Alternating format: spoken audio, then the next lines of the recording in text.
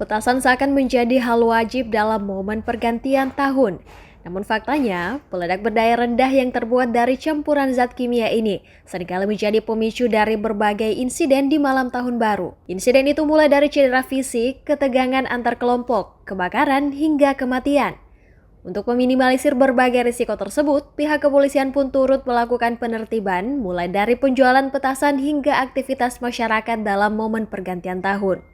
Kepala Divisi Humas Polrestabes Makassar AKP Wahidudin menyebut jika penjualan petasan yang diperbolehkan ialah yang telah mendapatkan izin resmi dari Satuan Intelijen dan Keamanan Intelkam Polda Sulawesi Selatan. Jadi mengenai penjualan petasan memang ada izin. Pertama tentu dari instansi yang berkaitan dengan masalah perdagangan. Kemudian izin untuk melakukan penjualan ada dari kepolisian, itu yang keluarkan dari Satuan Intelkam Polda, jadi bukan dari sini.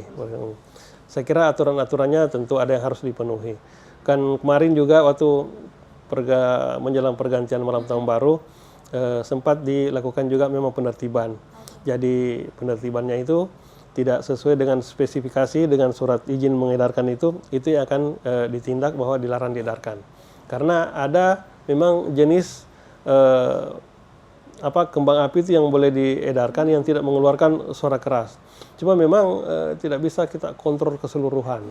Karena yang pengecer-pengecer itu terkadang memang kita tidak bisa melakukan pengawasan secara menyeluruh. Karena ini muncul setahun sekali. Olehnya itu biasa mungkin alasannya ini barang yang tahun lalu tidak meledak dijual lagi kembali. Itu alasannya.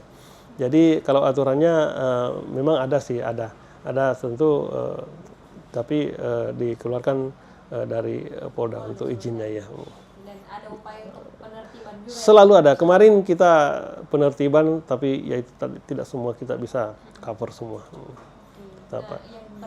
Dijelaskannya ada aturan khusus mengenai spesifikasi petasan yang legal diperjualbelikan. Di antaranya ialah jenis petasan yang tidak mengeluarkan suara keras. Menurutnya, pihak kepolisian telah melakukan penertiban sebelum malam pergantian tahun baru, di mana penjual yang mengedarkan petasan tidak sesuai dengan spesifikasi yang ditentukan tidak boleh berjualan.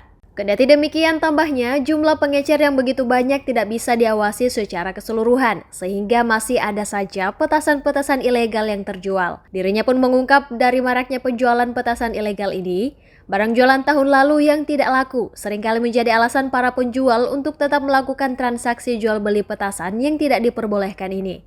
Iva Syarahman, Zara Sabita Suceng, Unhas TV.